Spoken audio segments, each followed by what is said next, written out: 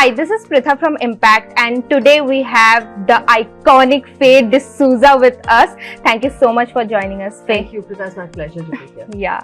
So, Faye, you recently had a great cameo in Call Me Bae, where you said that real journalism is not on TV anymore.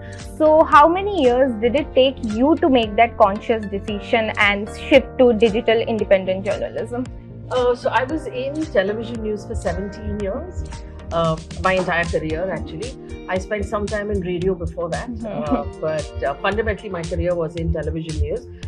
It was in 2019 that I made that switch when I realized there were multiple things that were happening then. More and more young people were simply getting their news on their phones, and nobody was actually watching traditional television anymore. And I just generally felt that television was under constant pressure to toe a certain line. And so, I mean, it's obvious from then till now what has happened, and I think that anyone who watches or anyone who's been paying attention knows that what I predicted back in 2019 has played out quite clearly. Whereas on digital news or digital media, various types of voices have found space and have found audience and have found room to put out their information and their content. I think that's the power. Yeah, sure. That's a very interesting answer. Faye, what do you think, now that you have actually been a very iconic voice in digital independent journalism, what do you think it sets digital independent journalism apart from mainstream journalism? I think authenticity. I think the audience that follows you on digital news tends to follow an individual and not, a company or a brand, and has a personal relationship with that individual. And so then in that relationship, you have the burden of delivering authentic and trustworthy information. So that doesn't mean that you never make a mistake. That means that when you do make a mistake, you have to come forward and say, sorry, we made a mistake. We're sorry. This is the real information. This is how we made a mistake. We're going to make sure it doesn't happen again. And it's like a relationship between two individuals, right? People will make mistakes. You have to own up. You have to apologize. You have to mend your fences and move forward. And I think that is really the beauty of, a digital news relationship between the content provider and the content receiver. It's a one-on-one relationship. It's a personal relationship. And that's the focus we take, my team and I take for every piece of information that we put out. That it's okay if it is a little late. It's okay if it is, not excitingly written, as long as we have fact-checked it and we trust it and we are confident about putting out good solid information, because we don't want to at any point mislead our audience. So that's the relationship. Yeah. So moving on, which is one story in your career that you did you are really, really proud of?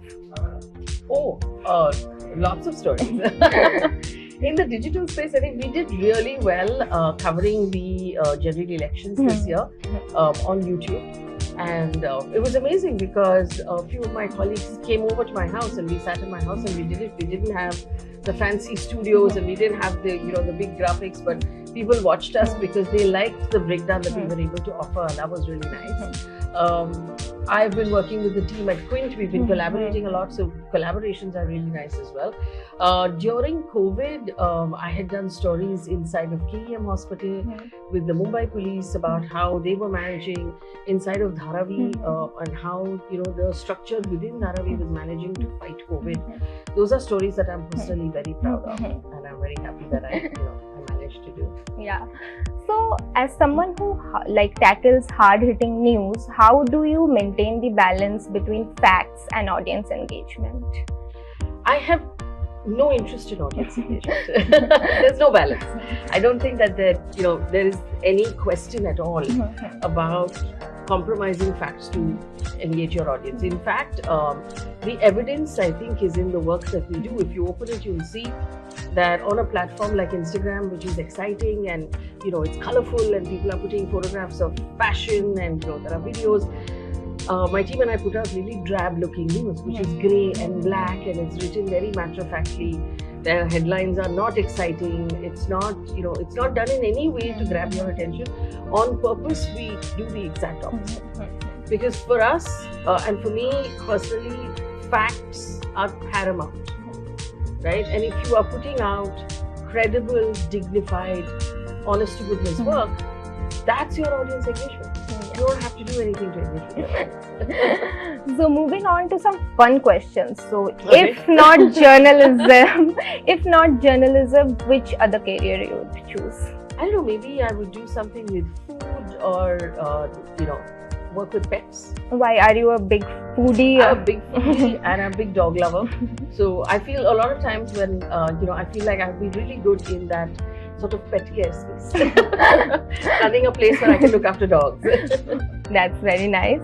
So I'll leave you with one last question. If you were to make a quirky headline about your life, what would it be? When news became the story.